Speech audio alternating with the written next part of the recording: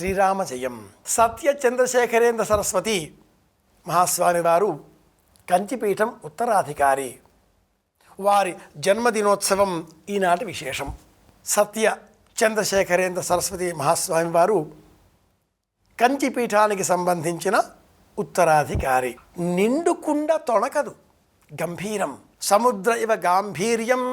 అనంతమైన వేద విద్య, అపారమైన తార్కిక జ్ఞానం, విద్వత్తత, సమస్తములైన శాస్త్రముల ఎడల మక్కువ, అద్భుతమైన భాషాపాటవం అన్నీ ఉన్నటువంటి ఈ మహాస్వామి వారు నేటి కాలంలో మనకు కనిపించేటటువంటి ఆధునిక పీఠాధిపతులలో అత్యంత పిన్న వయస్కులు, చిన్నవారు వయస్సులో, కానీ అపారమైన జ్ఞానంలో సముద్రం వంటి మహనీయులు నిశ్శబ్దంగా ఉంటారు. సత్య చంద్రశేఖరేంద్ర మహాసరస్వతి స్వామి వారు నేటి కాలంలో ఉండేటటువంటి పీఠాధిపతులలో అత్యంత పిన్న వయస్కులు, కానీ వారి జ్ఞానం అపారం. ఎక్కువగా ఎవరైనా మాట్లాడుతున్నారా మనం సందేహించే అవసరం ఉంటుంది. జ్ఞాని ఎల్లప్పుడూ నిశ్శబ్దంగా ఉంటారు. ఆశ్రయించిన వారికి, అడిగిన వారికి మాత్రమే బోధ చేస్తారు. అది కూడా క్షణసేపే. అదే పనిగా కనిపించిన ప్రతి చోట ప్రవచనాలు చేస్తూ వెళ్ళరు. ఎక్కువగా ఎవరైనా ఏదైనా మాట్లాడుతూ ఉంటే ఈనాటి కాలంలో సందేహించాలి. ఇలాంటి నేపథ్యంలో తనదైనటువంటి మౌన ముద్రతో చేత ధరించిన ఆ దండానికి సంపూర్ణమైన యోగ్యత కల్పించే విధంగా తన ప్రవర్తనతో నిరంతరం ఆ అమ్మవారిని సేవిస్తూ కంచి క్షేత్రంలో తన ఆశ్రమానికి సంబంధించిన, తనకు ఆశ్రమవాస యోగ్యతను అందించిన మహాస్వామి వారి చరకరణములను సేవిస్తూ నిరంతరం స్వామి సన్నిధానంలోనే ఉంటూ మహాస్వామి వారిగా పేరు పొందిన, నడిచే మహాస్వామి వారిగా పేరు పొందిన ఆ చంద్రశేఖర మహాస్వామి వారు నామానికి సార్థకత చేకూర్చే విధంగా ఈ పిన్న వయస్కులైన మహాస్వామి వారు కూడా వారి అడుగు జాడలలోనే నడవబోతున్నారా ఏమి అన్నట్లుగా వారి ప్రవర్తన నేడు మనకు కనిపిస్తోంది. పటీచకుడు, కుటీచకుడు, హంస, పరమహంస అంటూ ఆశ్రమాధికారం, తురీయాశ్రమాధికారం, సన్యాసాశ్రమం 4గా ధర్మశాస్త్రం విభజించినటువంటి నేపథ్యంలో పీఠాధిపతులు తరచుగా ప్రయాణాలు చేస్తూ ఉంటారు, విజయయాత్రలు చేస్తూ ఉంటారు. నేటి కాలంలో ఈ విజయయాత్రలు మరింత అధికంగా మనం గమనిస్తూ ఉన్నాం.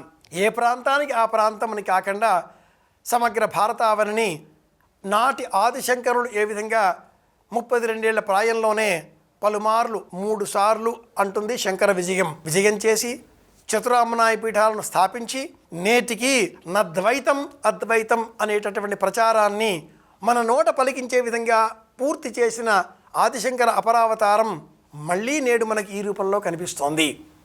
నిశ్శబ్దంలోనే అంతా ఉంటుంది. ఒక్క చిరునవ్వు చాలు, సమస్తమైన జ్ఞానం మనకు లభిస్తుంది. చిత్రం వటతరోర్మూలే. దక్షిణామూర్తిని మనం కీర్తించే సమయంలో, స్తోత్రం చేసే సమయంలో, ప్రార్థించే సమయంలో చెప్పుకునే వాక్యం ఇదే కదా. ఆ వృక్షం కింద ఉండేటటువంటి స్వామి వయస్సులో పిన్న, కూర్చునేటటువంటి ఆ విద్యార్థులంతా కూడా వృద్ధులు. ఆ గురువు పిన్నవారే కానీ ఏమీ బోధించడం లేదు, చూస్తున్నారు. వినేటటువంటి వృద్ధులైన ఈ శిష్యులందరికీ కూడా అసలు సందేహాలే కలగడం లేదు. గురోస్తు మౌనం వ్యాఖ్యానం శిష్యాస్తు చిన్న సంశయ.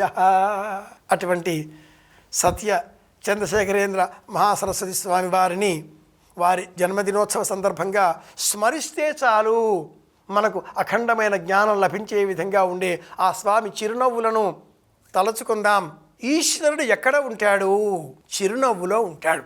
ఎవరైతే జ్ఞాని మనం ఏ ప్రశ్న వేసినా కూడా ఒక్కసారి మనల్ని చూసి ఇలా అంటారో వారి చిరునవ్వులో శివ దర్శనం మనం చేసుకోవచ్చు. ఈశ్వరుడిని దర్శనం చేసుకోవాలి. కైలాసం వెళతాం, రామేశ్వరం వెళతాం, కాశీ వెళతాం, సమస్త శివాలయాలని దర్శనం చేసుకుంటాం, అరుణాచలానికి కూడా వెళ్ళి వస్తాం. ఈ అన్నింటికంటే కూడా మించి ఎవరిని మనం గురువుగా భావించామో ఆ గురుదేవుల చిరునవ్వులలో మనం శివ దర్శనం చేసుకోవచ్చు అంటుంది తత్వజ్ఞానం.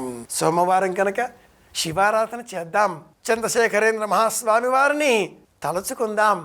వారి చిరునవ్వులలో శివ దర్శనం చేద్దాం. శివానుగ్రహంతో అందరి క్షేమాన్ని కోరదాం. మళ్ళీ కలుసుకుందాం. శ్రీరామ జయం. శుభమస్తు.